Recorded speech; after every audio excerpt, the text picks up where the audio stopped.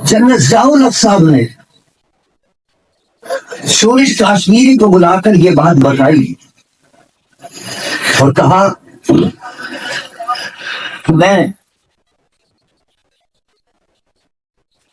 جب گیا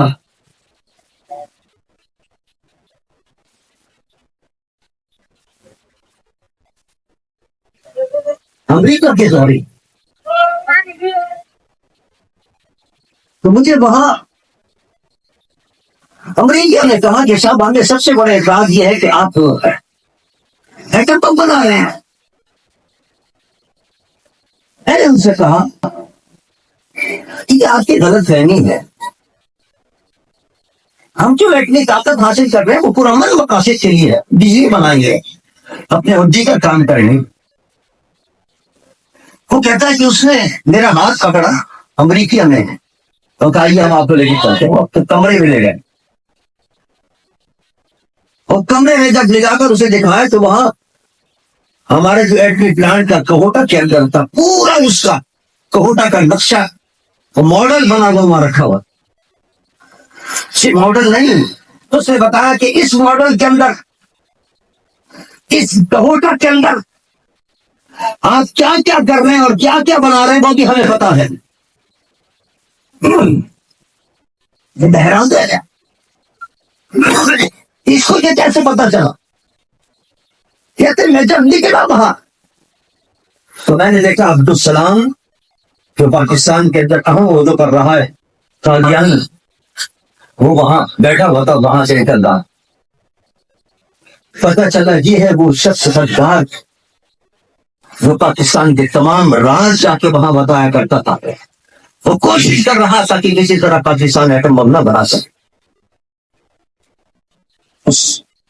لکھا ہے کتابوں کے اندر, اس کے حالات لکھتے ہیں. ضیاء الحق اس میں لکھا ہے کہ وہ اس کو کہتا تھا کہ اس کتیا کے بچے کا نام میرے سامنے مت لو. یہ عبدالسلام جس کو یورپ والوں نے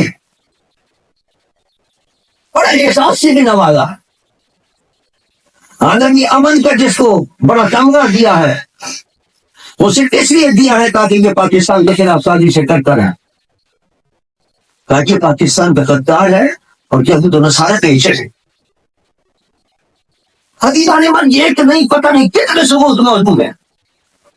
آج اسرائیل کے اندر جو اسرائیلی فوجیں ہیں مسلمانوں کا قتل عام کر رہی ہیں,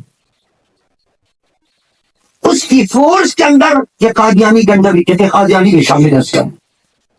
اور جو ان کے اخبار کی رپورٹ ہے جو باقاعدہ شائع ہوئی ہے کہ 600 کے قریب قادیانی ہیں جو ہمارے اس فورس کے اندر اسرائیل کے اندر شامل ہیں اور اسرائیل فوج کے ساتھ مل کر لڑ رہے ہیں. اور آج جتنا خون بہ رہا ہے ہمارے غزہ کے بھائیوں کا, اس کے اندر قادیانیوں کے لحاظ. اس سے آپ اندازہ کریں کہ کس طرح یہ اسرائیل کے ساتھ مل کر کہ پاکستان کے خلاف نہیں عالم اسلام کے خلاف سازش کر رہے ہیں. یہ تمام طریقہ رہا ہے اسلام کے دشمنوں کا. وہ اس قسم کے لوگوں کو اور گروہوں کو بنایا جاتا ہے, پیسے کیے جاتے ہیں, اور پھر ان سے کام لیا جاتا ہے. قادیانی سے کام لیا, پھر دوبارہ کیس آئی کہ ایک اور گروہ بنایا جائے. انجمن سرفروشان اسلام کے نام سے ایک اور گروہ بنا دیا. بالکل وہی پیٹرن جس طرح مرزا غلام قادیانی ہے. پہلے کہا میں تو عالی ہوں, خالی ریفارمر ہوں, میں تو بس مسلم ہوں میں تو. پھر جناب وہ مہدی بن گیا, اس کے بعد عیسیٰ بن گیا, اس کے بعد نبی بن گیا. یہی حال ہے گوھر شاہی کا بھی ہے. پہلے مہندی ہونے کا اس نے اعلان کیا, پھر رسول ہونے کا اعلان کرتا. ہم کتابوں میں لکھا ہے محمد رسول اللہ کے بجائے محمد رسول گوھر شاہی.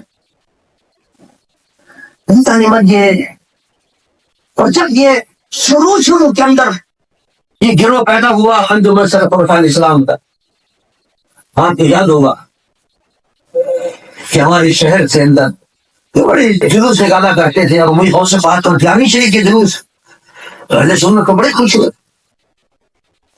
کہ بہت سے بات کو ماننے والا ہے, بہت سے بات ایک ہمارا جلوس 11 شریف کا نکالا ہے.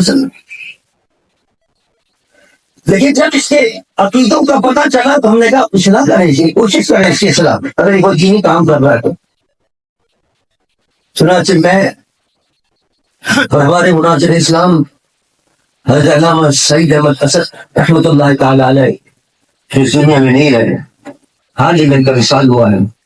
وہ حیدرآباد تشریف لائے ہوئے تھے فیصل آباد سے، ان کو میں نے اپنے ساتھ لیا اور آپ کے پڑوس میں بکرا منڈی کے دارالعلوم ہے جامعہ سعیدیہ اس کے محتمل اور اس کے شیخ الحدیث حضرت علامہ مولانا سعید احمد صاحب، ان کو ہم نے ساتھ لیا۔ ہم تینوں پہنچے، گول شاہی سے ملاقات کی کوٹڑی کے اندر، ان کے آستانے پر جا کے ان سے کہا کہ آپ کام تو بڑے اچھے کر رہے ہیں، جلسے نہیں کر رہے ہیں، جلوس بھی نکال رہے ہیں، ان لوگوں سے بات کا نام بھی آپ لیتے ہیں، ان کے جلسے ان کے جلوس بھی ہم جانی شریف میں مناتے ہیں، لیکن کیا کتابوں میں آپ نے جو باتیں لکھی وہ تو سراسر اسلام کے خلاف ہیں، دین کے خلاف۔ کون کون سی باتیں ایک ایک کر کے ہمیں کو بتاتا ہے، ایک ایک کر کے بتا نہیں کہ اپنی کتابوں میں جو حصے اس کو آپ پارے کا نام دیتے ہیں، پارے تو قرآن کے ہوتے ہیں، اس کا مطلب کہ آپ قرآن کو مکمل نہیں مانتے، جو اپنی باتوں کو آپ پاروں سے تعبیر کر رہے ہیں اس کو معاذ اللہ قرآن کہہ رہے ہیں۔ اس کو قرآن نہ کرنا ہے، اس کو قرآن کو مکمل اللہ نے عطا فرمایا ہے، وہ 30 پاروں کا ہے۔ بہت سی باتیں ہم نے سکا کہ آپ ان باتوں کو نکالیں، ہم آپ کے ساتھ ہیں، ہم آپ کے ساتھ تعاون کریں، لیکن افسوس کے ساتھ چلنا پڑتا ہے۔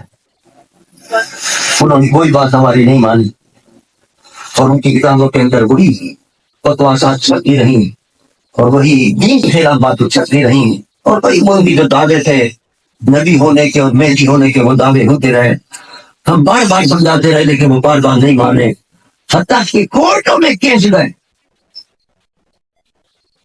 اور کورٹ کے اندر ایک دفعہ نہیں، 2 دفعہ نہیں، کئی دفعہ کورٹوں نے فیصلہ کیا کہ یہ اسلام کے خلاف ہے، یہ غدار ہے، یہ مرتد ہے، یہ لوگ، یہ کورٹ یہ فیصلے موجود ہے جس طرح پاک جانیوں کے لیے فیصلے موجود ہے۔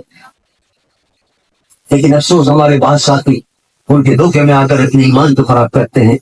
آج کی اس جلسے کے توسط سے میں اپنے دوستوں کا ہوں کہ اپنے ایمان کو بچائیں، قادیانیوں سے بچیں، انجمن سرپرستان اسلام سے بچیں، اس طرح جتنی تنظیمیں جو اسلام کی توہین کرتی ہیں ختم امت کے ممکن ہیں ان سے اپنے آپ کو بچائیں۔ یاد رکھیے قبر میں مجھے اور آپ کو سب کو جاننا ہے، قبر کا بندوبست کریں، اور خبر کا بندوبست یہ ہے کہ حضور خاتم النبیین کہتے ہوئے ہم جائیں، تاکہ جب قبر کے اندر فرشتے پوچھے ما کنت تقول فی حق ھذا الرجل، اس ذات کے بارے میں تو کیا کرتا تھا، تو ہم کہتے ہیں ہم تو یہ آیت پڑھتے رہتے تھے ما کان محمد ابا احد من رجالکم ولکن رسول اللہ خاتم النبیین، ہمارا تو اس ذات کے ختم نبوت پر ایمان تھا، اسی وقت بخشش ہو جائے گی اور تمام جنت کے دروازے کھلتے چلے جائیں گے اور قبر کی مشکلیں آسان ہو جائیں گی۔ قبر میں سب کو جانا ہے، اس میں تیاری کریں اور اس کی تیاری یہی ہے کہ اپنا ایمان مضبوط رکھیں، اپنا نبوت اور ایمان کامل رکھیں، انشاءاللہ قبر کی مشکلیں بھی آسان ہوں گی اور حشر کی مشکلیں بھی آسان ہوں گی۔ نوجوانوں کو تمام ناظرین میں ساتھی ہیں اور عالمی مجلس اتحاد میں تقسیم نبوت سب کو ہمارے بات دیتا ہوں۔